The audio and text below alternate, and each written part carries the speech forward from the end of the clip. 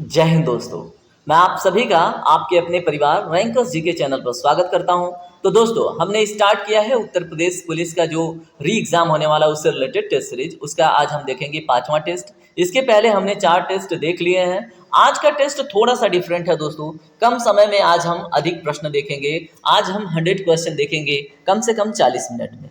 तो चलिए देखते हैं आज के सारे क्वेश्चन बहुत ही ज़्यादा महत्वपूर्ण हैं। अगर आप कोई भी एग्जाम देते हैं उसमें ये पूछे जाने की संभावना इनकी बनी रहती है। तो चलिए देखते हैं अपना फर्स्ट क्वेश्चन। दोस्तों, पहला प्रश्न आपके सामने है, इसको ध्यान से पढ़िए। भारतीय संविधान की प्रस्तावना पर किस क्रांति का प्रभाव नहीं झलकता है? तो दोस्तों, आपके सामने 4 ऑप्शंस हैं। इसमें जो राइट आंसर है वो है ऑप्शन नंबर डी। मैंने पहले भी बताया है कि आप टेस्ट अटेंड करने से पहले, ठीक है, वीडियो को रोक रोक के अटेंड कीजिए और जवाब आप पहले खुद दीजिए, उसके बाद सुनिए, ठीक है। तो इसमें राइट आंसर है ऑप्शन नंबर डी। चीन की क्रांति का प्रभाव भारतीय संविधान की प्रस्तावना पर नहीं देखने को मिलता है, ठीक है। बाकी ऊपर फ्रांस की क्रांति, अमेरिका की क्रांति, बोल्शेविक क्रांति, इनका प्रभाव देखने को मिलता है। चलिए बात करेंगे अगले प्रश्न पर। 42वें संविधान संशोधन अधिनियम 1976 द्वारा प्रस्तावना में किस शब्द को नहीं जोड़ा गया? तो दोस्तों, इसमें जो राइट आंसर है वो है ऑप्शन नंबर सी। गुटनिरपेक्ष शब्द को नहीं जोड़ा गया था, बल्कि धर्मनिरपेक्ष, समाजवादी और एकता और अखंडता शब्द जोड़े गए थे। दोस्तों, अगर आपसे प्रश्न पूछ लिया जाए कि किस संविधान संशोधन को मिनी कॉन्स्टिट्यूशन के नाम से जानते हैं, तो यही हमारा 42nd कॉन्स्टिट्यूशन अमेंडमेंट है, जिसको मिनी संविधान के नाम से भी जानते हैं, ठीक है। चलिए प्रश्न नंबर 3 देखिए क्या है।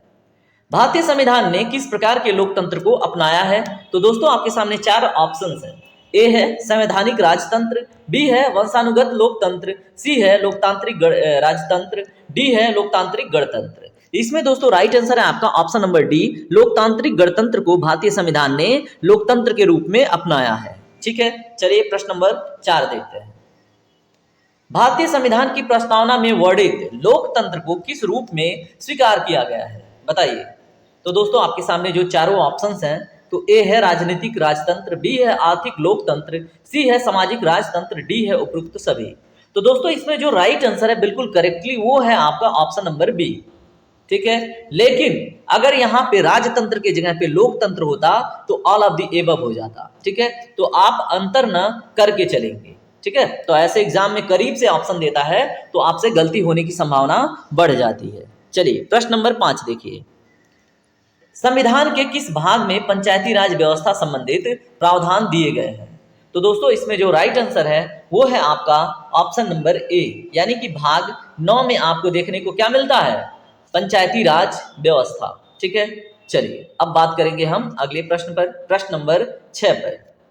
भारत के संविधान का निम्न में से कौन सा अनुच्छेद अस्पृश्यता, जिसको हम इंग्लिश में अनटचेबिलिटी भी बोलते हैं, का उन्मूलन करता है तथा किसी भी रूप में इसके आचरण का निषेध करता है, ठीक है। अस्पृश्यता का अर्थ है दोस्तों छुआछूत, ठीक है। तो छुआछूत की भावना को खत्म करने वाला कौन सा आर्टिकल है, आपसे ये प्रश्न पूछा जा रहा है। तो इसमें जो करेक्ट आंसर है दोस्तों वो है ऑप्शन नंबर सी, ठीक है, यानी कि अनुच्छेद 17। तो ये बात आप याद रखेंगे। चलिए प्रश्न नंबर 7 देखिए। भारतीय संविधान का कौन सा अनुच्छेद राष्ट्रपति के पद के लिए पुनः निर्वाचन की योग्यताएं निर्धारित करता है? तो दोस्तों, इसमें करेक्ट आंसर है ऑप्शन नंबर डी, अनुच्छेद 57, ठीक है। अनुच्छेद 52 में क्या है दोस्तों कि भारत के संविधान में एक राष्ट्रपति होगा, इस बात का प्रावधान है अनुच्छेद 52 में, ठीक है। अनुच्छेद 54 में क्या है दोस्तों, जैसे राष्ट्रपति के चुनाव के लिए एक निर्वाचक मंडली का चुनाव होता है तो वो अनुच्छेद 54 में होता है, ठीक है। अनुच्छेद 55 में क्या है दोस्तों, अनुच्छेद 55 में राष्ट्रपति को किस प्रणाली से चूज किया जाएगा, उनके लिए क्या होगा चुनने का प्रोसेस, इस बात का जिक्र मिलता है, ठीक है। चलिए बात करेंगे हम अगले प्रश्न पर। प्रश्न नंबर 8 देखिए।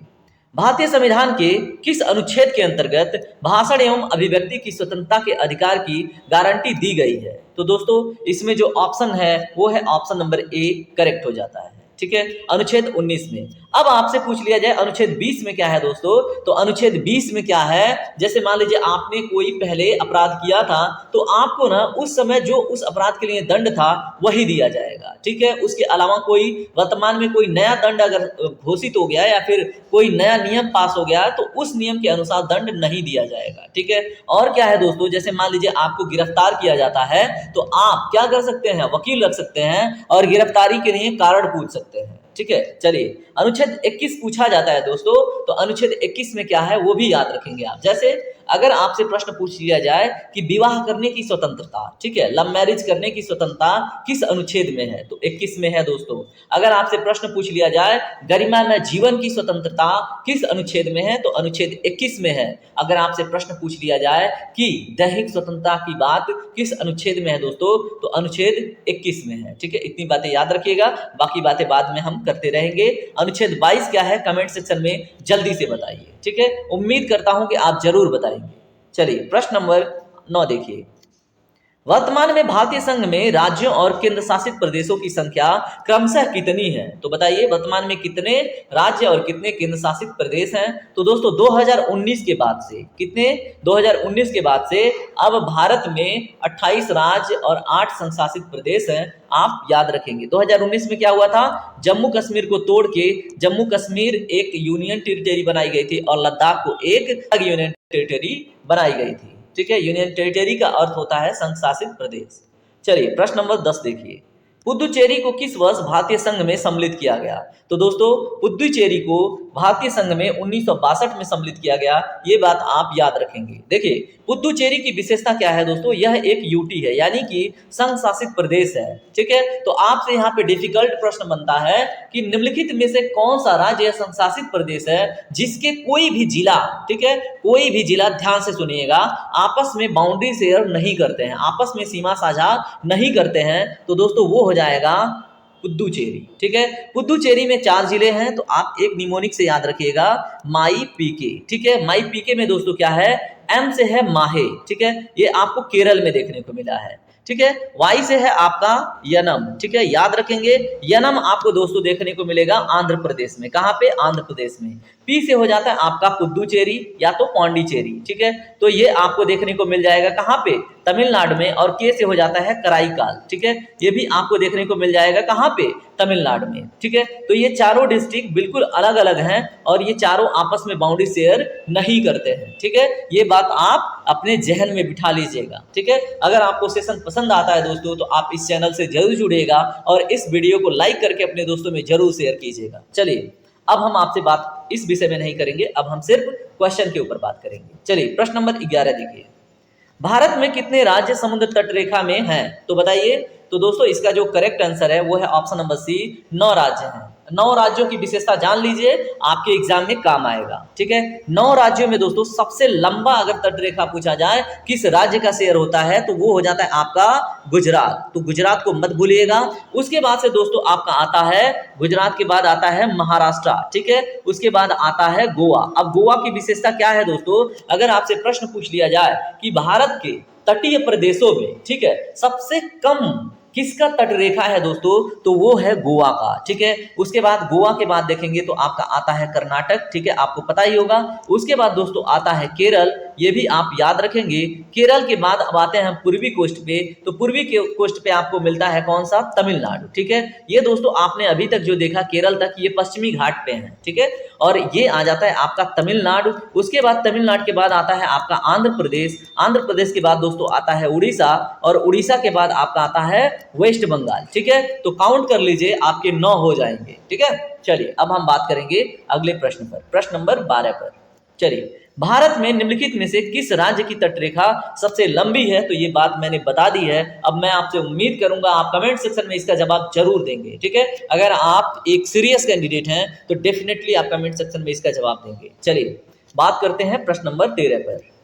निम्नलिखित भारतीय राज्यों में से किसे होकर कर्क रेखा नहीं गुजरती है, तो दोस्तों बड़ा फ्रिक्वेंटली यहाँ पे प्रश्न बनता है कि कर्क रेखा कितने डिग्री अक्षांश से होकर गुजरती है, भारत के किन किन राज्यों से होकर गुजरती है, तो ऐसा प्रश्न पूछा जाता है तो आपको पता होना चाहिए, ठीक है। तो इसमें दोस्तों जो राइट आंसर है वो है उत्तर प्रदेश। कर्क रेखा उत्तर प्रदेश से होकर नहीं गुजरती है। किन किन राज्यों से गुजरती है उन्हें हम याद कर लेते हैं, एक स्केचिंग के माध्यम से मैं आप लोगों को समझा देता हूं, ठीक है। यहाँ पे रफ टफ एक इमेज है, इसको ध्यान में रखेंगे आप, क्योंकि आपको क्वेश्चन एग्जाम में जाके सही करना है, ठीक है। तो आप यहां से बिल्कुल याद रखिएगा, ये हो गया आपका रफ टफ भारत, ठीक है।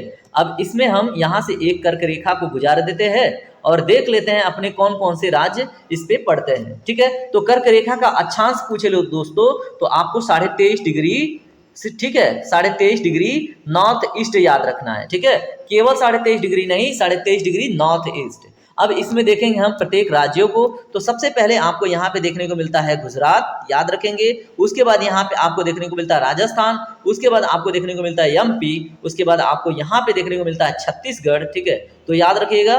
उसके बाद दोस्तों आता है आपका झारखंड, उसके बाद झारखंड के बाद कौन सा आता है, वेस्ट बंगाल। वेस्ट बंगाल के बाद यहाँ पे आपको आता है त्रिपुरा, और त्रिपुरा के बाद आता है दोस्तों मिजोरम। ठीक है, तो इतने राज्यों को आप याद रखेंगे तो आपसे एग्जाम में प्रश्न नहीं छूटेगा। ठीक है, चलिए अब बात करेंगे अगले प्रश्न पर। और एक बात और याद रखिएगा, कर्क रेखा को भारत की जलवायु विभाजक रेखा के नाम से भी जानते हैं। ठीक है, जलवायु विभाजक। ठीक है, तो ये भी प्रश्न पूछा जा चुका है, तो आप याद रखेंगे। चलिए प्रश्न नंबर 14 देखिए, भारत का दक्षिणतम बिंदु है, बताइए कौन सा है।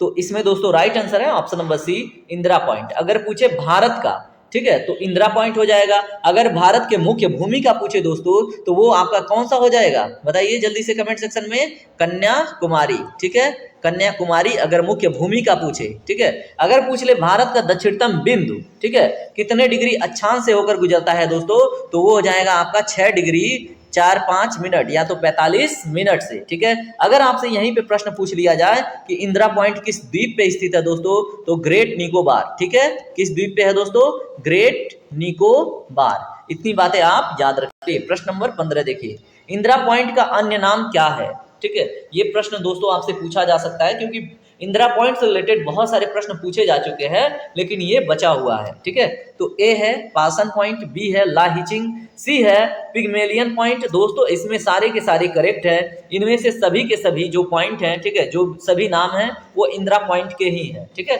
तो ये भी बात आप याद रखिएगा। चलिए प्रश्न नंबर 16 देखिए, निम्नलिखित में से कौन सा स्थान भूमध्य रेखा के निकटतम स्थित है। तो दोस्तों इसमें जो करेक्ट आंसर है वो है आपका इंदिरा पॉइंट। ठीक है, क्योंकि 0 डिग्री है भूमध्य रेखा। ठीक है, 0 डिग्री से जस्ट ऊपर अगर भारत में जाते हैं तो अपना सबसे दक्षिणतम बिंदु मिलता है 6 डिग्री 4-5 मिनट पे, और वो है इंदिरा पॉइंट। ठीक है, तो ये बातें आप याद रखिएगा। चलिए प्रश्न नंबर 17 देखिए, डंकन पास किसके किसके बीच स्थित है दोस्तों, ऐसा आपसे प्रश्न पूछा जा चुका है, तो पूछा जाना चाहिए दोबारा से। ठीक है, तो प्रश्न नंबर 17 का जो राइट आंसर है वो है दक्षिणी अंडमान और छोटे अंडमान के बीच में है डंकन पास। ठीक है, तो ये भी बात आप याद रखिएगा। चलिए प्रश्न नंबर 18 देखिए, श्रीलंका को भारत से पृथक करती है। तो मेरे दोस्त इसका जो राइट आंसर होगा वो आप बताइए जल्दी से, क्योंकि ये अभी हाल फिलहाल में जो यूपी पुलिस का एग्जाम हुआ है, जो रद्द हुआ है आपका एग्जाम, उसमें पूछा गया है। तो प्रश्न नंबर 18 का जो राइट आंसर है वो है ऑप्शन नंबर सी, पाक जल संधि। पाक जल संधि अन्य चीजों को भी अलग करती है दोस्तों, तो याद रखेंगे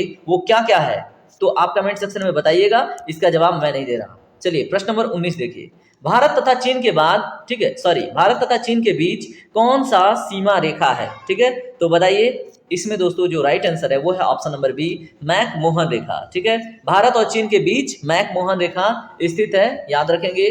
प्रश्न नंबर 20 देखिए, भारत और पाकिस्तान के बीच अंतर्राष्ट्रीय सीमा किसके द्वारा सीमांकित की गई दोस्तों, तो इसमें रेड क्लिफ लाइन है जो भारत और पाकिस्तान के बीच अंतर्राष्ट्रीय सीमा निर्धारित करती है। अगर यहाँ पे पाकिस्तान की जगह पे बांग्लादेश भी होता दोस्तों, तो भी आपका जवाब यही होता, क्या होता, रेड क्लिफ लाइन। ठीक है, तो याद रखेंगे आप। चलिए प्रश्न नंबर 21 देखिए, स्वतंत्रता से पूर्व कौन सा भारतीय क्षेत्र काला पानी के नाम से जाना जाता था। तो दोस्तों स्वतंत्रता से पूर्व अंडमान और निकोबार द्वीप समूह को काला पानी के नाम से जाना जाता था, और जो यहाँ पे, ठीक है, जैसे जो क्रांतिकारी होते थे इनको सजा देने के लिए दोस्तों अंग्रेज इनको काला पानी का सजा देते थे, उन्हें अंडमान और निकोबार द्वीप समूह पर भेज दिया जाता था। चलिए प्रश्न नंबर 22 देखिए क्या है, लक्षद्वीप समूह के द्वीपों की उत्पत्ति निम्नलिखित में से किस प्रकार से हुई है दोस्तों, यानी कि लक्षद्वीप द्वीपों समूह का निर्माण कैसे हुआ है, ऐसा प्रश्न पूछा जाए तो आपको पता होना चाहिए प्रवाल की उत्पत्ति से। ठीक है, तो प्रवाल, वहां पे प्रवाल जैसे क्या होता है, समुद्री एक जीव होता है, जब मर जाता है तो उसकी जो हड्डी होती है कैल्शियम से बनी होती है,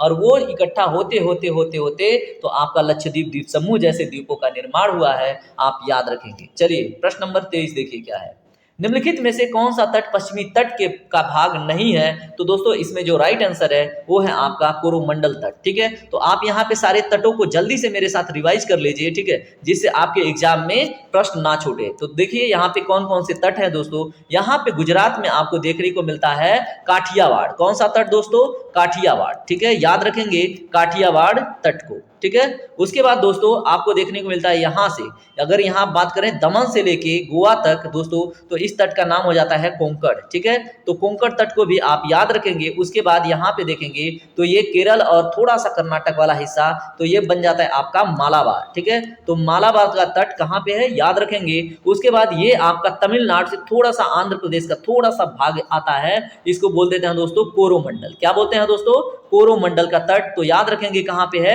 तमिलनाडु के तट को कोरोमंडल तट कहते हैं, और थोड़ा सा भाग आंध्र प्रदेश का भी आता है। उसके बाद दोस्तों यहाँ पे आपको आंध्र प्रदेश और थोड़ा सा उड़ीसा का हिस्सा मिलता है, इसको बोलते हैं उत्तरी सरकार। क्या बोलते हैं दोस्तों? उत्तरी सरकार। ठीक है, ये भी बात आप याद रखेंगे। उसके बाद आपका आता है उड़ीसा, और उड़ीसा को बोल देते हैं उत्कल तट। ठीक है, तो आप इतनी बातें याद रखते हैं तो कोई भी एग्जाम देंगे आप क्वेश्चन नहीं छूटेगा। ठीक है, चलिए प्रश्न नंबर 24 देखिए। प्रश्न नंबर 24 है, न्यू मोर द्वीप कहाँ पे स्थित है? तो दोस्तों जल्दी से कमेंट सेक्शन में बताइए। इसका जो राइट आंसर है वो है बंगाल की खाड़ी में। ठीक है, न्यू मोर द्वीप पूछ ले आपसे, कोको द्वीप पूछ ले आपसे, तो आपको पता होना चाहिए बंगाल की खाड़ी में ये दोनों द्वीप स्थित है। चलिए बात करते हैं प्रश्न नंबर 25 पर। अब देखिए बात करेंगे कला और संस्कृति से संबंधित। तो पहला प्रश्न है, भारतनाट्यम नृत्य शैली का संबंध किस राज्य से है दोस्तों? तो याद रखेंगे तमिलनाडु। ठीक है, तो बिल्कुल नहीं भूलना है, भारतनाट्यम कहाँ पे है दोस्तों? तमिलनाडु में। ठीक है, चलिए कहाँ पे है नहीं, वहां पे मनाया जाता है, वहां की शास्त्रीय नृत्य है। ठीक है, चलिए प्रश्न नंबर 26 देखिए। निम्न में से कौन एक उत्तर भारतीय नृत्य है? तो दोस्तों इसमें ऑप्शन नंबर ए करेक्ट है। ठीक है, कथक। चलिए दोस्तों, अगर इसी में कथक में ना कली जुड़ जाए, ठीक है, तो वही जो शास्त्रीय नृत्य है वो केरला का हो जाएगा। ठीक है, जैसे यहाँ पे कथक कली है तो ये केरला का हो जाएगा। यहाँ पे डिफरेंस, यहाँ पे अंतर करके चलिएगा, डिफरेंस निकाल के चलिएगा। चलिए बात करेंगे प्रश्न नंबर 27 पर। मंडाना लोक कला शैली का संबंध किस भारतीय राज्य से है? तो दोस्तों इसमें राइट आंसर है ऑप्शन नंबर ए, राजस्थान से है। जल्दी से जल्दी रिवाइज कीजिए अपना। ठीक है, चलिए प्रश्न नंबर 28 देखिए। अर्पण लोक कला शैली का संबंध किस भारतीय राज्य से है? तो दोस्तों इसमें जो करेक्ट आंसर है वो है आपका ऑप्शन नंबर डी, यानी कि बिहार से। ठीक है, याद रखेंगे आप। चलिए प्रश्न नंबर 29 देखिए। पुष्पों को क्रम से लगाने जाने का जो परंपरा है, ठीक है, और जो शैली है उसे जापान में किस नाम से जाना जाता है? ये आपसे प्रश्न पूछा जा रहा है। ठीक है, ये प्रश्न पूछा गया है इसीलिए मैंने इसको ऐड किया है। तो दोस्तों इसमें जो राइट आंसर है वो है इकेबाना। ठीक है, तो एग्जाम में प्रश्न पूछा गया था कि इकेबाना का संबंध निम्नलिखित में से किस प्रणाली से है दोस्तों? तो वहां पे ऑप्शन में करेक्ट आंसर था कि पुष्पों को एक सही क्रम में लगाने का जो तरीका है जापान का, उसको इकेबाना के नाम से जानते हैं। ठीक है, चलिए प्रश्न नंबर 30 देखिए क्या है। हिंदुस्तानी संगीत का सबसे पुराना घराना कौन है दोस्तों? तो इसमें जो राइट आंसर है वो है ऑप्शन नंबर ए, ग्वालियर घराना। ठीक है, तो ये बात अपने जहन में उतार लीजिए, आप कभी मत भूलिएगा। ऐसा प्रश्न उत्तर प्रदेश के सभी एग्जामों में पूछे जाते हैं। ठीक है, तो इसमें अगर आपसे पूछ लिया जाए कि ग्वालियर घराने की स्थापना किसने करी थी? ठीक है, तो दोस्तों 3 भाई थे, जिसमें एक का नाम था हद्दू खा। क्या नाम था दोस्तों? हद्दू खा। ठीक है, एक का नाम था हद्दू खा। अब जितने भी नाम आएंगे उसमें खा जोड़ लीजिएगा। एक का नाम था हस्सू, एक का नाम था हद्दू, और एक का नाम था हस्सू। ठीक है, और एक का नाम था दोस्तों नत्थू। ठीक है, तो ये तीनों खां थे। ठीक है, और इन्होंने क्या किया था? ग्वालियर घराने की स्थापना करी थी, जो एक प्रकार की क्या थी? संगीत का घराना थी। ठीक है, और अगर आपसे पूछ लिया जाए कि ये किसके समकालीन थे दोस्तों, तो ये अकबर के समकालीन थे। ठीक है, तो ये भी बात आप याद रखिएगा। देखिए बहुत महत्वपूर्ण है, इसलिए मैंने इसमें डिटेल में बताया। ठीक है, और अकबर के समकालीन थे तो इनका समयकाल भी होगा तो 1542। ये अकबर का समयकाल नहीं है, इस घराने की स्थापना का समयकाल है। ठीक है, 1542 से 1605 तक। ठीक है, ये तो 1605 में क्या है? अकबर से संबंधित है, लेकिन इस घराने का समयकाल जो बिगिनिंग स्टेज था वो यही था। ठीक है, चलिए अब बात करेंगे प्रश्न नंबर 31 पर। भारत में कृषि को दुष्प्रभावित करने वाला मौसम का सबसे महत्वपूर्ण तत्व कौन सा है दोस्तों? अगर ऐसा प्रश्न पूछा जाए तो वो है वृष्टि, यानी कि वर्षा। ठीक है, तो दोस्तों भारत का जो मानसून है, ठीक है, भारत का जो क्लाइमेट है, इसको बिन पेंदी लोटा कहा जाता है। ठीक है, यानी कि कभी मानसून अच्छी आ जाती है, कभी बहुत बुरी आती है, कभी सूखा पड़ता है तो कभी बाढ़ आता है दोस्तों, तो वृष्टि ही है, आप याद रखेंगे। चलिए प्रश्न नंबर 32 देखिए। यहाँ पे पूछा जा रहा है नकदी फसल सम्मिलित नहीं है, तो यहाँ पे भारत की कृषि से संबंधित प्रश्नावली आ रही है आपके सामने। ठीक है, तो ऐसा एक प्रश्न आपके एग्जाम में देखा जाता है। तो दोस्तों नकदी फसल सम्मिलित नहीं है, तो इसमें कौन सा फसल है दोस्तों? वो है गेहूं। ठीक है, बाकी गन्ना, कपास, जूट ये नकदी फसल है, आप याद रखेंगे। गेहूं कैसा है? खाद्यान्न फसल है दोस्तों, आप इसको भी याद रखेंगे। चलिए प्रश्न नंबर 33 देखिए। निम्नलिखित में से कौन सी भारत में रबी फसल नहीं है? तो बताइए, रबी की फसल नहीं है दोस्तों, इसमें कौन सी वो फसल है? तो दोस्तों जूट की जो फसल है ये रबी फसल नहीं है, ये खरीफ सीजन की फसल है। ठीक है, अब देखिए दोस्तों, यहाँ पे अगर आपसे प्रश्न पूछा जाए कि रबी की फसल का जो मंथ है ये कब से स्टार्ट होता है दोस्तों, तो ये स्टार्ट कब से होता है दोस्तों, बताइए जल्दी से। ये स्टार्ट होता है अक्टूबर से नवंबर में, और ये फसल काटी कब जाती है दोस्तों, मार्च और अप्रैल में। ठीक है, तो ये दोनों बातें आप याद रखेंगे। ठीक है, बिल्कुल भी नहीं भूलना है। अगर खरीफ से रिलेटेड प्रश्न पूछ लिया जाए तो इनका बुआई जो होता है ये जून जुलाई में बोया जाता है, और काटा कब जाता है दोस्तों, अक्टूबर नवंबर में। ठीक है, तो अक्टूबर नवंबर में इनको काटा जाता है, ये बात आप याद रखेंगे। तो खरीफ में जूट आ गया, धान आ गया। ठीक है, तो बहुत सारी फसलें आती हैं जिनको क्या है, इसमें गन्ना भी आपका आ जाता है, और गन्ना एक प्रकार से क्या है, नगदी फसल भी है। ठीक है, इतनी बातें याद रखिएगा। चलिए प्रश्न नंबर 34 देखिए, भारत का सबसे बड़ा चावल उत्पादक राज्य है? तो दोस्तों इसमें जो राइट आंसर है वो है ऑप्शन नंबर बी, पश्चिम बंगाल भारत का सबसे बड़ा चावल उत्पादक राज्य है। ठीक है, याद रखेंगे आप। चलिए प्रश्न नंबर 35 देखिए क्या है, भारत की प्रमुख खाद्य फसल है? तो दोस्तों भारत की प्रमुख खाद्य फसल चावल है, और भारत में सबसे अधिक उत्पादित होने वाली फसल भी चावल है, आप ये बात याद रखेंगे। चलिए प्रश्न नंबर 36 देखिए क्या है, निम्नलिखित में से किस क्षेत्र को भारत का चावल का कटोरा कहा जाता है दोस्तों? तो एक बात याद रखिएगा, जो कृष्णा और गोदावरी का डेल्टा है, ठीक है, तो वहां पे चावल का उत्पादन या बोल सकते हैं प्रोडक्टिविटी बहुत अच्छी है, इसलिए उस क्षेत्र को हम बोल देते हैं क्या, भारत का चावल का कटोरा। यहाँ पे दो तीन बातें आप अंतर करके चलिएगा। अगर बोल दिया जाए दक्षिण भारत का, ठीक है, सबसे अधिक चावल उत्पादक राज्य कौन है दोस्तों, तो दक्षिण भारत में आंध्र प्रदेश हो जाएगा। अगर पूरे भारत की बात करेंगे तो वेस्ट बंगाल हो जाएगा। अगर बात करेंगे कि मध्य भारत का चावल का कटोरा कौन है दोस्तों, तो वो छत्तीसगढ़ हो जाएगा। कौन सा गढ़, छत्तीसगढ़ हो जाएगा। इतनी बातें आप याद रखते हैं तो कोई भी प्रश्न आपसे नहीं छूटेगा। चलिए बात करेंगे अगले प्रश्न पर। प्रश्न नंबर 37 देखिए, भारत में गेहूं के प्रथम 3 बड़े उत्पादक राज्य कौन कौन से हैं दोस्तों? तो इसका जवाब जल्दी से कमेंट सेक्शन में दीजिए। इसका राइट आंसर है option number A, Uttar Pradesh सबसे अधिक उत्पादित करता है, उसके बाद पंजाब, उसके बाद हरियाणा। अगर मैं आपसे प्रश्न पूछ लूं कि उत्तर प्रदेश, ठीक है, किन किन फसलों के उत्पादन में प्रथम स्थान रखता है दोस्तों, तो आपने जरूर, अगर आप उत्तर प्रदेश से हैं तो आपने कभी ना कभी जरूर एक भोजन किया होगा, वो मैं आपको बता देता हूं, ठीक है, जिससे आपके दिमाग में ना हमेशा हमेशा के लिए कि आप उत्तर प्रदेश में सबसे अधिक उत्पादित होने वाली कौन कौन सी फसल है। देखिए आपने लिया एक कटोरा, ठीक है, कटोरा ले लिया, इसमें आपने डाल दिया दूध। क्या डाला आपने, दूध, यानी कि मिल्क डाल दिया। ठीक है, अब इसमें क्या करते हैं आप, ऊपर से चीनी मिला देते हैं। क्या मिला देते हैं, चीनी मिला देते हैं, शुगर। ठीक है, उसके बाद आप साथ में क्या ले लेते हैं, दूध चीनी मिला दिया, उसके बाद साथ में आपने ले लिया रोटी। ठीक है, क्या ले लिया, रोटी। और कभी कभी होता है दोस्तों घर पे चोखा लगाया जाता है। क्या लगाया जाता है दोस्तों, चोखा। चोखा क्या होता है, आलू का ऐसे मीच के उसमें मिर्च और तेल और फिर नमक मिर्च मसाला डाल के बनाया जाता है। ठीक है, सब्जी नहीं होता है, वो चोखा होता है। ठीक है, तो ऐसा आपने भोजन जरूर किया होगा। तो दोस्तों यहाँ पे समझ लीजिए, सबसे अधिक दूध का उत्पादन किस राज्य में होता है, तो उत्तर प्रदेश में होता है। सबसे अधिक गन्ना का उत्पादन किस राज्य में होता है दोस्तों, तो वो भी उत्तर प्रदेश में ही होता है। यहाँ पे गन्ना लिख रहा हूं, ये है गन्ना। ठीक है, क्या है दोस्तों, गन्ना। ठीक है, उसके बाद अगर पूछा जाए गेहूं का सबसे अधिक उत्पादक राज्य कौन है, वो भी आपका उत्तर प्रदेश है।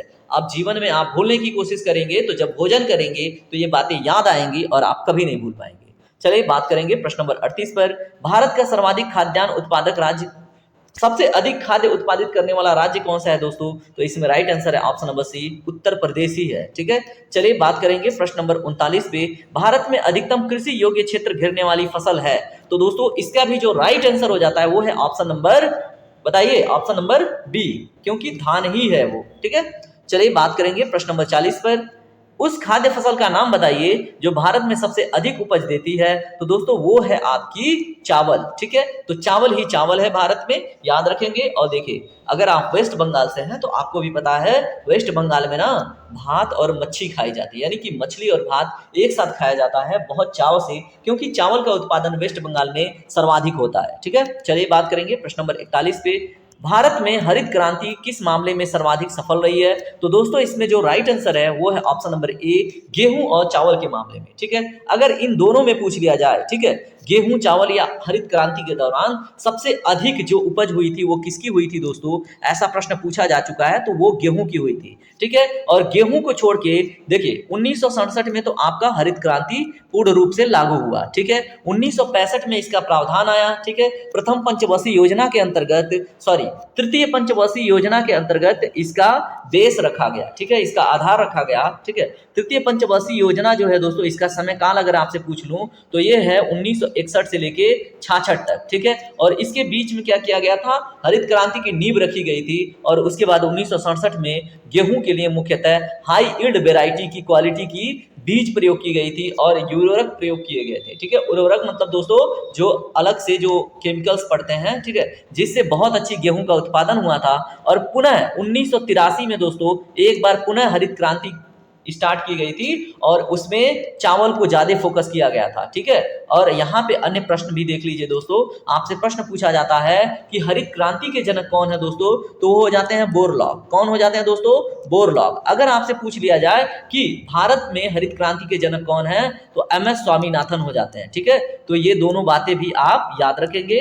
और अब इस तरह से ये टॉपिक कंप्लीट हुआ। अब देखेंगे अगला प्रश्न, प्रश्न नंबर 42।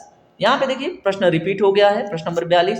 प्रश्न नंबर 43 देखिए, किस राज्य को भारत का धान्य भंडार के रूप में जाना जाता है? तो दोस्तों इसमें राइट आंसर है आपका, देखिए यहाँ पे प्रश्न अलग है।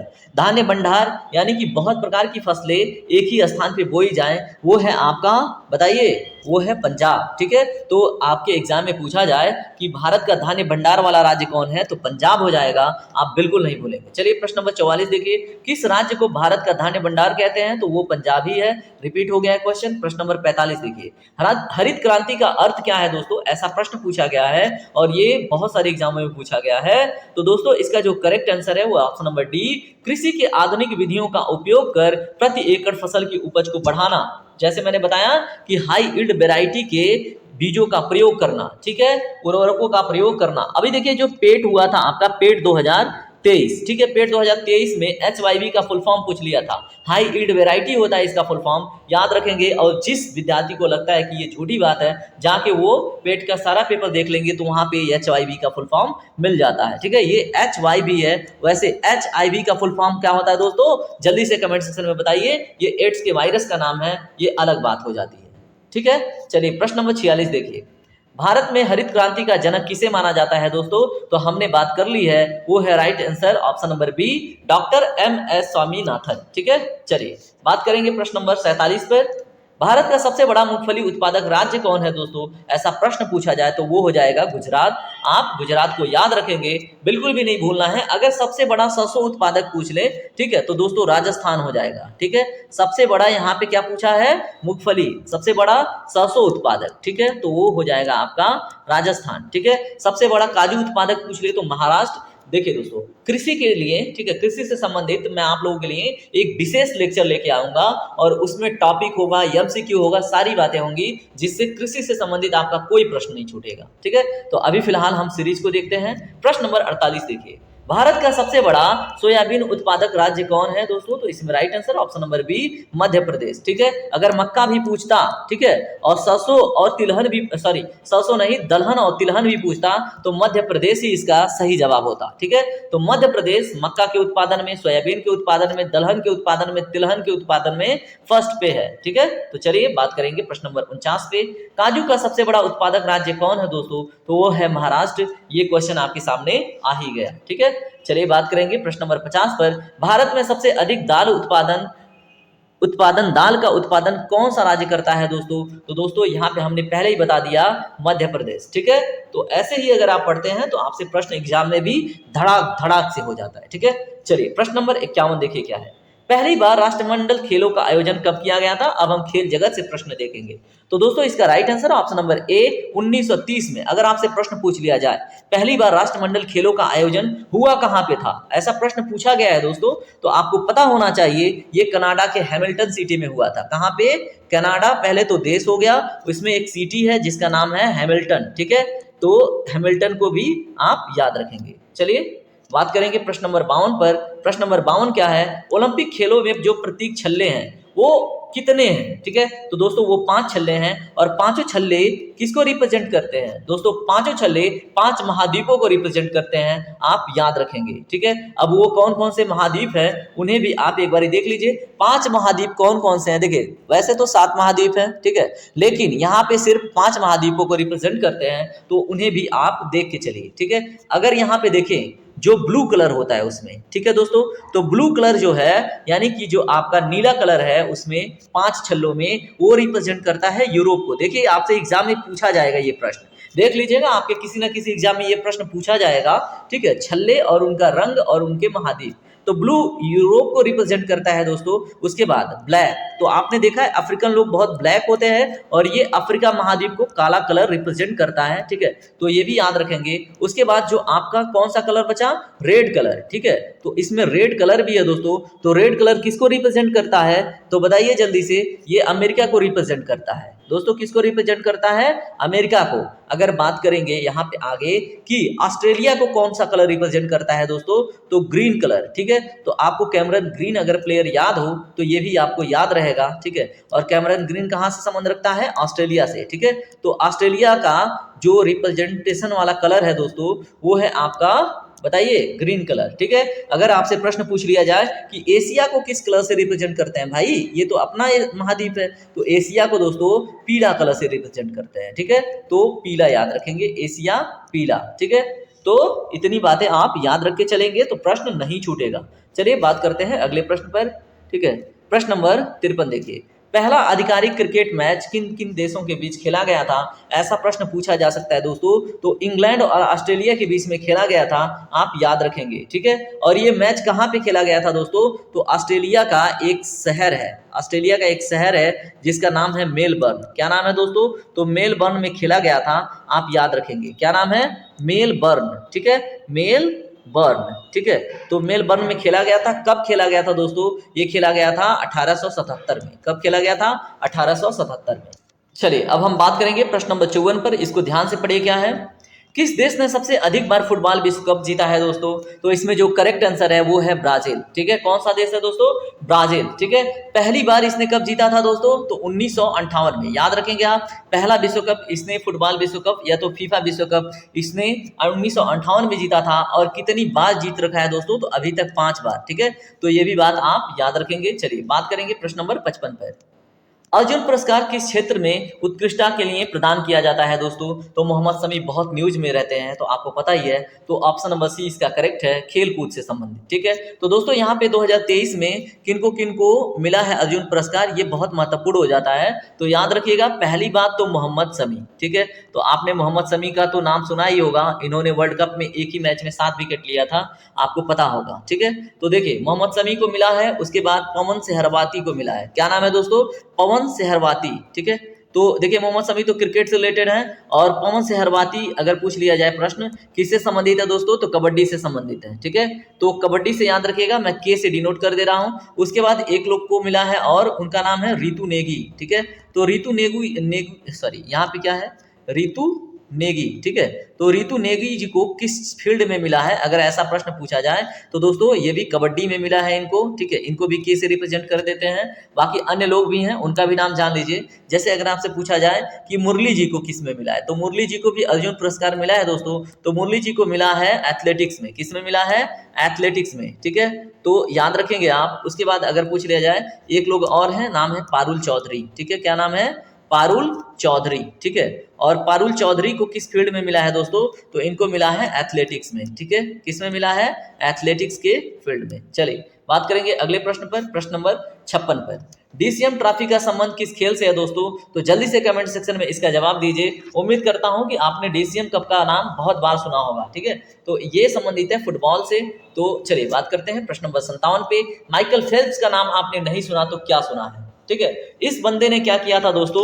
एक ही विश्व ओलंपिक में एक ही बार में दोस्तों 8 गोल्ड मेडल जीते थे। ठीक है, उसने रिकॉर्ड बनाया था, और अभी तक सबसे अधिक एक सिंगल पर्सन गोल्ड मेडल जीतने वाला ओलंपिक में माइकल फेल्प्स ही है, और ये तैराकी से संबंधित है। ठीक है, इसने कितने दोस्तों जीते हैं स्वर्ण पदक, ऐसा पूछे प्रश्न तो अभी तक 23 प्लस इसने टोटल अगर ओलंपिक पदक की बात करें तो 28, इसमें 23 क्या है दोस्तों गोल्ड हैं, और टोटल कितने 28 जीते हैं इसने। ठीक है, तो याद रखेंगे आप। चलिए प्रश्न नंबर 58 देखिए, अर्जुन पुरस्कार कब प्रारंभ हुआ दोस्तों? ऐसा अगर आपसे प्रश्न पूछा जाए तो ये प्रारंभ कब हुआ? 1961 में। कब प्रारंभ हुआ?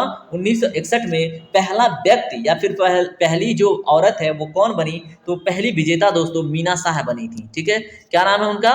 मीना शाह को पहली बार दिया गया था ये पदक, ठीक है, अर्जुन पुरस्कार, आप याद रखेंगे। और कब दिया गया? 1962 में। ठीक है, मीना शाह पूछ ले किस खेल से संबंधित है दोस्तों? तो ये तीरंदाजी से संबंधित है। किसे? तीरंदाजी से। ठीक है, इतनी बातें आप याद रखिएगा। चलिए प्रश्न नंबर 59 देखिए क्या है। 3 सेकेंड जो है वो किस खेल से संबंधित है दोस्तों? तो 3 सेकेंड आपका संबंधित है, जल्दी बताइए। ये तो बोलते हैं ना 3 सेकेंड, वार्निंग भी देते हैं 3 सेकेंड। ठीक है, तो ये बास्केटबॉल से संबंधित है, याद रखेंगे। चलिए प्रश्न नंबर 60 देखिए, खो खो में कितनी क्रॉस लाइंस होती हैं दोस्तों? तो ये है option number B, 8 cross lines होती हैं। अगर आपसे प्रश्न पूछा जाए कि भारत में खो खो का प्रारंभ कहां से हुआ दोस्तों? तो वो पुणे से हुआ। पुणे कहां पे है दोस्तों? महाराष्ट्र में। ठीक है, तो ये बातें आप याद रखेंगे। चलिए प्रश्न नंबर 61 देखते हैं। प्रश्न नंबर 61 क्या है? हॉकी का जादूगर किसे कहते हैं दोस्तों? तो हॉकी का जादूगर मेजर ध्यानचंद को कहते हैं, कभी मत भूलिएगा, ऐसा प्रश्न पूछा जाता है। चलिए प्रश्न नंबर 62 देखिए, प्लासी की लड़ाई, अब देखेंगे आधुनिक भारत के इतिहास से संबंधित प्रश्न है।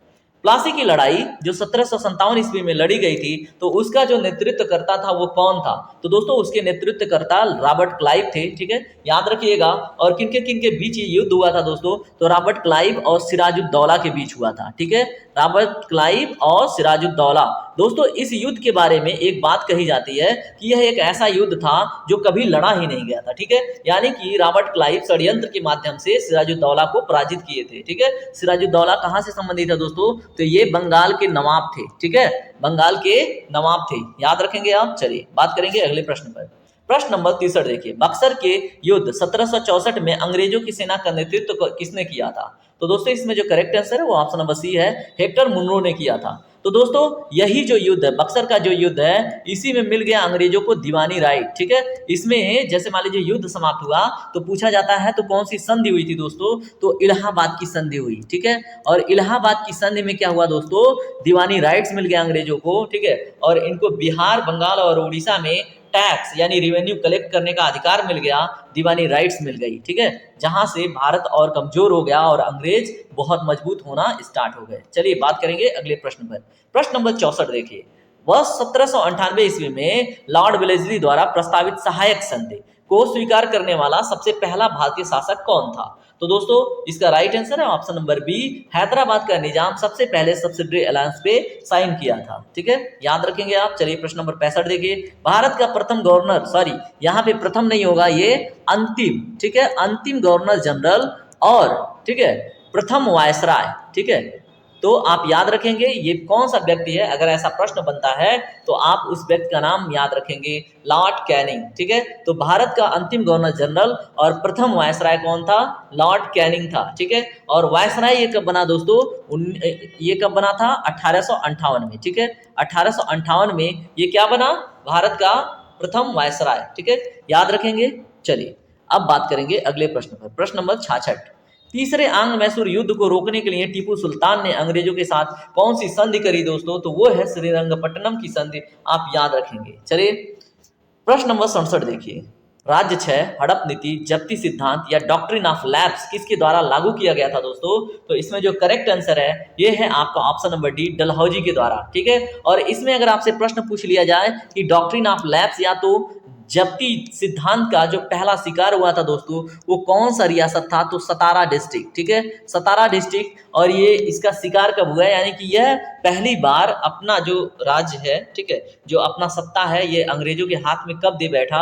अगर ऐसा प्रश्न बने आपसे तो आपको पता होना चाहिए 1858 में। ठीक है, सॉरी 1858 नहीं, 1848 होगा। ठीक है, तो ये बात आप याद रखेंगे। अगर पूछ लिया जाए कि अवध को, ठीक है, जहां पे अभी हम हैं उत्तर प्रदेश वाले हैं, ठीक है, अवध प्रांत के नाम से इसको जाना जाता था। ठीक है, तो अवध का एनेक्सेशन डॉक्ट्रिन ऑफ लैप्स के अंतर्गत कब हुआ? तो दोस्तों 1856 में हुआ था। ठीक है, तो आप ये भी बात याद रखेंगे। और क्या आरोप लगा था? कुशासन का आरोप लगा था।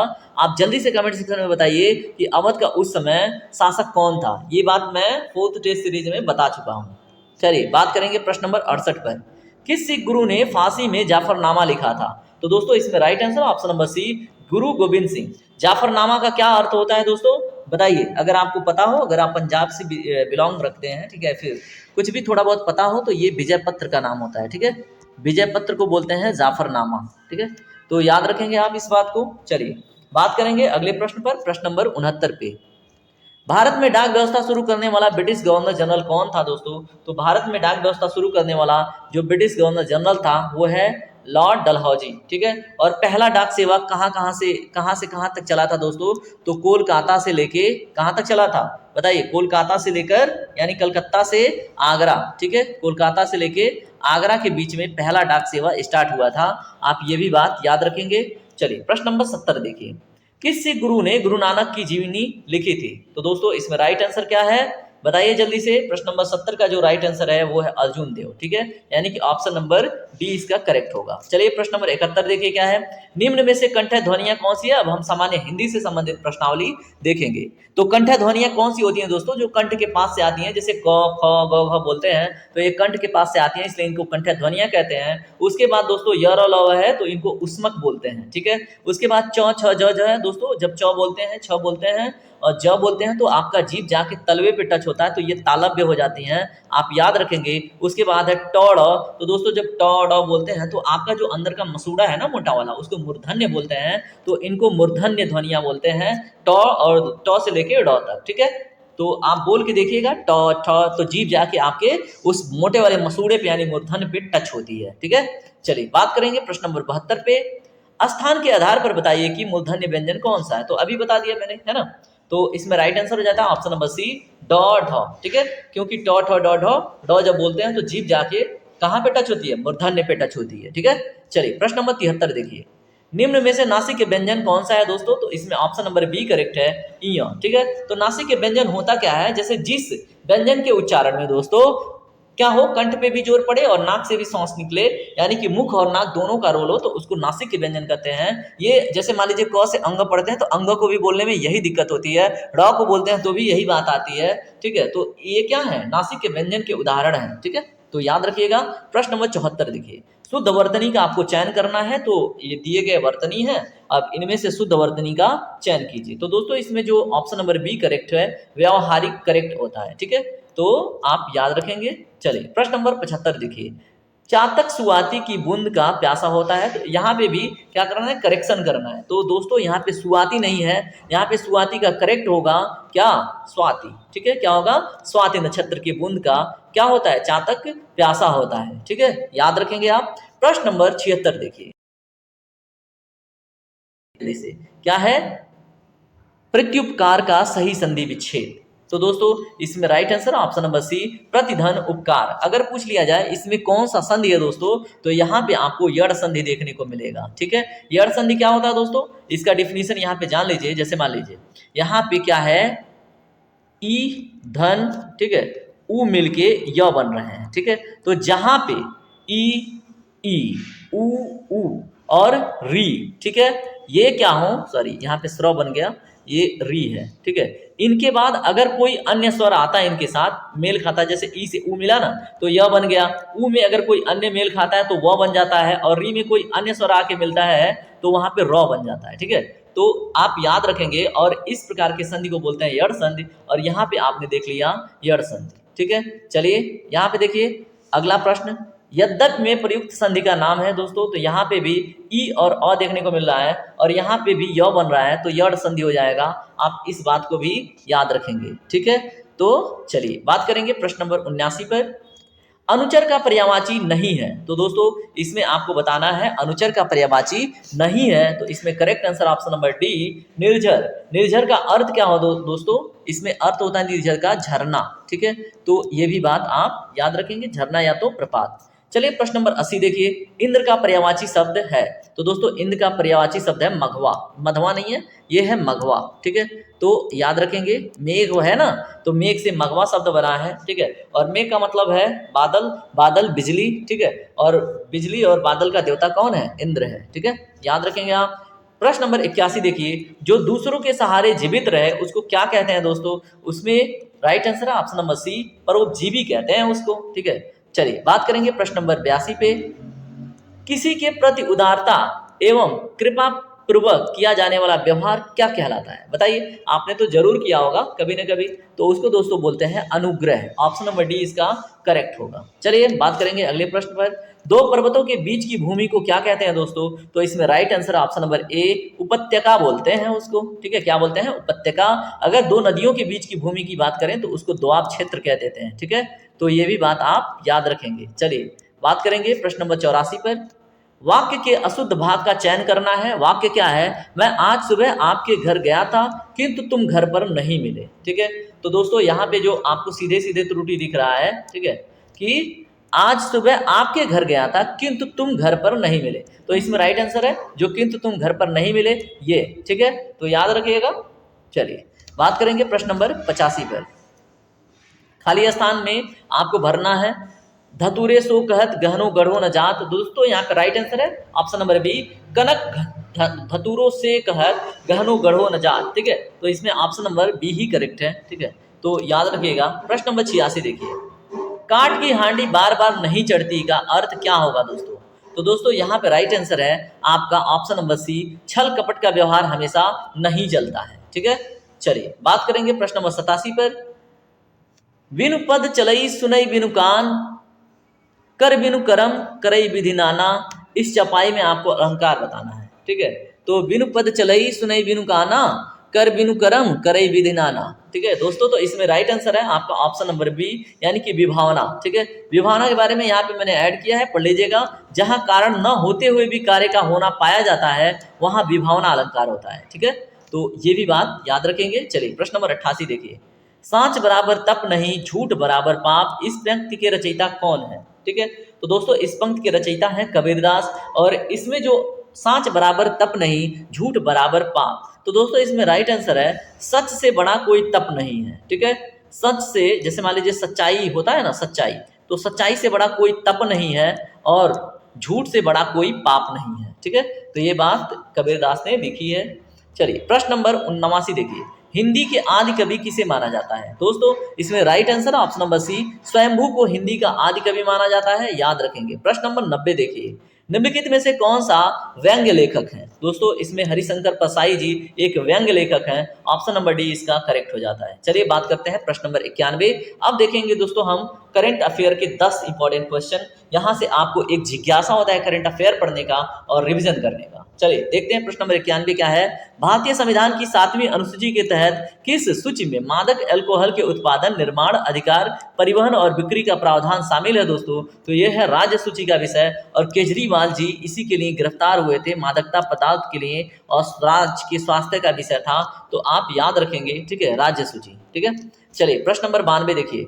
हाल ही में चर्चा में रहा नागार्जुन सागर श्रीशैलम वन्य जीव अभ्यारण्य, ठीक है, जिसे 1978 में क्या किया गया था? अधिसूचित किया गया था। ये किस राज्य में अवस्थित है? ठीक है, तो दोस्तों प्रश्न नंबर 92 का जो राइट आंसर है वो है ऑप्शन नंबर ए, ये आपको आंध्र प्रदेश में देखने को मिल जाएगा। चलिए प्रश्न नंबर 93 देखिए। हाल ही में भारत की समस्त समुद्री सुरक्षा एजेंसियों को शामिल करते हुए 2 दिवसीय समुद्री सुरक्षा अभ्यास सागर कवच कहाँ आयोजित किया गया है दोस्तों? तो प्रश्न नंबर 93 का करेक्ट आंसर है ऑप्शन नंबर बी, लक्षद्वीप द्वीप समूह में। ठीक है, तो ये भी याद रखेंगे। चलिए प्रश्न नंबर 94 देखिए। हाल ही में खाली स्थान में मिराज शहर के सितार तानपुरा को जीआई टैग से सम्मानित किया गया है। ठीक है, तो मिराज शहर के सितारा और तानपुरा को जीआई टैग मिला है, तो ये कहाँ से संबंध रखता है? मिराज शहर। ठीक है, तो प्रश्न नंबर 94 का right answer option number C, यानी कि महाराष्ट्र से संबंध रखता है। आप याद रखेंगे। प्रश्न नंबर 95 देखिए। किस देश ने हाल ही में प्रवासन को प्रबंधित करने के लिए रोजगार वीजा कार्यक्रम में बदलाव लागू किया है? तो दोस्तों प्रश्न नंबर 95 का राइट आंसर है ऑप्शन नंबर सी, यानी कि अमेरिका ने। ठीक है, तो याद रखेंगे। चलिए प्रश्न नंबर 96 देखिए। निम्नलिखित में से कौन सा देश विश्व भविष्य ऊर्जा शिखर सम्मेलन की मेजबानी करेगा? तो दोस्तों प्रश्न नंबर 96 का जो राइट आंसर है वो है ऑप्शन नंबर डी, यूएई, यानी कि यूनाइटेड अरब अमीरात। ठीक है, यूनाइटेड, बताइए इसका फुल फॉर्म, यूनाइटेड अरब अमीरात। ठीक है, तो याद रखेंगे इसको, इसका फुल फॉर्म। ठीक है, चलिए बात करेंगे प्रश्न नंबर 97 पर। निर्माण उद्योग विकास परिषद द्वारा स्थापित 15वें CIDC विश्वकर्मा पुरस्कार 2024 में किस कंपनी ने 2 प्रतिष्ठित पुरस्कार जीते हैं? तो दोस्तों प्रश्न नंबर 97 का right answer option number B, SGVN limited ने 2 पुरस्कार जीते हैं। किसके? 15वें CIDC विश्वकर्मा पुरस्कार 2024 में। ठीक है, तो याद रखेंगे इस पुरस्कार के बारे में। प्रश्न नंबर 98 देखिए, प्रत्येक वर्ष किस दिन राष्ट्रीय पुस्तकालय दिवस मनाया जाता है? तो दोस्तों प्रश्न नंबर 98 का right answer option number A, 6 अप्रैल को। ठीक है, चलिए बात करेंगे प्रश्न नंबर 99 पर। हाल ही में खालिस्तान की जल रानी विल्किम मीर ने ओलंपिक के लिए पहली भारतीय महिला जूरी सदस्य बनकर इतिहास रच दिया। तो दोस्तों इसमें राइट आंसर है आपका ऑप्शन नंबर बी, यानी कि कश्मीर की, ठीक है, जल रानी जिनका नाम है बिल्किस मीर, ठीक है, उन्होंने ओलंपिक के लिए पहली भारतीय महिला जूरी सदस्य बनकर इतिहास रच दिया है। ये बात आप याद रखेंगे। ठीक है, प्रश्न नंबर 100 और आज का लास्ट क्वेश्चन है दोस्तों, तो इसको देखिए। पहला परमाणु ऊर्जा शिखर सम्मेलन मार्च 2024 में किस देश में आयोजित किया गया? तो दोस्तों इसका राइट आंसर है ऑप्शन नंबर, बताइए, ऑप्शन नंबर ए करेक्ट है, ब्राजील। ब्राजील की राजधानी ब्रासेल्स में। ठीक है, कहाँ पे? ब्रासेल्स में इसका गठन हुआ है।